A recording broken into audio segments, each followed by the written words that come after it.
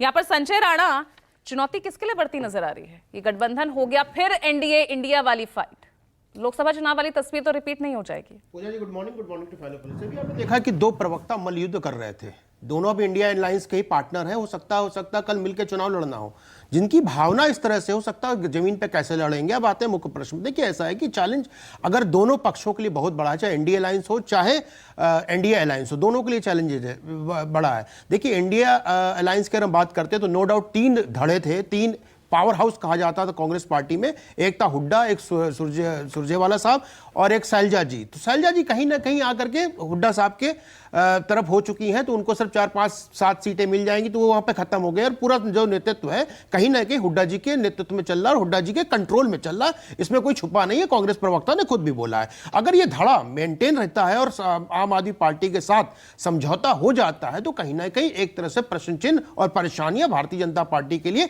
खड़ा हो जाएगा। क्योंकि अगर आप सीधा मुकाबला देखेंगे भारतीय जनता पार्टी और कांग्रेस के आमने सामने अगर होता है तो strike rate Bharatiya Janata party का हमेशा अच्छा रहता है, तकरीबन 70 से 80% रहा है पिछला। अगर 10 साल 15 साल का अगर चुनाव का विधानसभा हो चाहे लोकसभा का चुनाव का स्ट्राइकिंग रेट देख लिया जाए। लेकिन हाँ, जहां तक आ रही थी भारतीय जनता पार्टी को बहुत मशक्कत करनी पड़ेगी कि बहुत सीधे चीजें जो उनके विपरीत चल रही है उस पर वर्कआउट करना पड़ेगा। नंबर 1 कैंडिडेट जब उतारा जाए तो ऐसा नहीं हो कि पैराशूट कैंडिडेट हो, कैंडिडेट जो लोकल होना चाहिए और जमीन से जुड़ा होना चाहिए, भारतीय जनता पार्टी का कर्मठ कार्यकर्ता होना चाहिए। ऐसा नहीं कि किरण चौधरी को आपने लिया है, सोचे कि जाट आपके साथ मिल जाएगा, ऐसा नहीं है। जाट जो है 22% है इस समय हरियाणा के अंदर। जाट कहीं ना कहीं आपसे इस समय उतना खुश नहीं है जितना होना चाहिए था। दूसरा, आपने देखा कि फोगाट बहनों का जो पूरा तकमा चला था और उसके बाद जो माहौल बनाया गया है वो भी इनके विपरीत जाएगा। किसान कहीं ना कहीं इनसे नाराज हैं।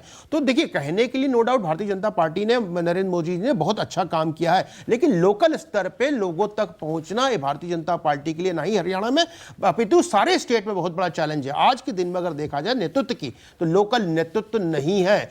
सुनिए, लोकल नेतृत्व ना होने से कहीं ना कहीं खमियाजा भुगतना पड़ सकता है भारतीय जनता पार्टी को। हरियाणा में बिल्कुल भुगतना पड़ सकता है हरियाणा में। देखिए, पिछला जो चुनाव हुआ था तो चुनाव के समीकरण को हरियाणा को समझने की जरूरत है। अभी तो कई बड़े चेहरे कांग्रेस से भी शामिल हो गए। देखिए, कांग्रेस के अगर पैराशूट चेहरे अगर जीत रहे होते तो कांग्रेस में होते, यहां ना आते। अगर वहां से आकर के इस पार्टी में आ रहे तो अपने महत्वाकांक्षा के लिए आ रहे, ना कि भारतीय जनता पार्टी का विकास करने के लिए आ रहे हैं। अगर वो भारतीय जनता पार्टी का विकास कर रहे होते तो बहुत साल पहले जब सत्ता में नहीं थे तब उनको आना चाहिए था। चाहे वो संजय राणा आज मुझे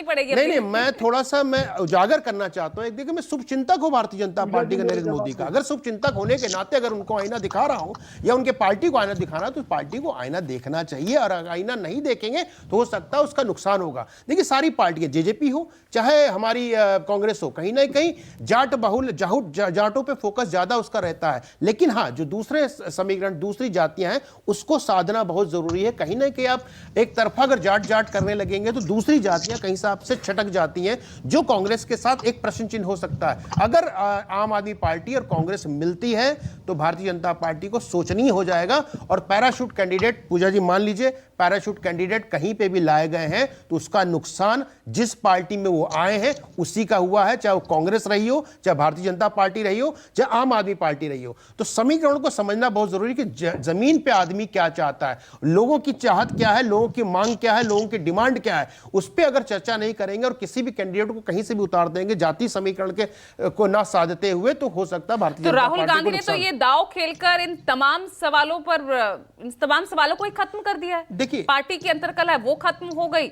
इसके अलावा अगर गठबंधन यहां रहता है तो एक बड़ा मैसेज यहां उनके खुद के इंडिया को भी, इंडिया के बाकी दलों को भी जाएगा। देखिए, राहुल गांधी जी ने अगर बोला जाए कि लोकल जो मल्लयुद्ध था उसको खत्म कर दिया, युद्ध था खत्म, नहीं, ऐसा नहीं है। देखिए, वहां पे पावर हाउस मैंने बोला था, एक पावर हाउस सुरजेवाला, लेकिन उनके पास जमीनी जो पकड़ है वो नहीं है।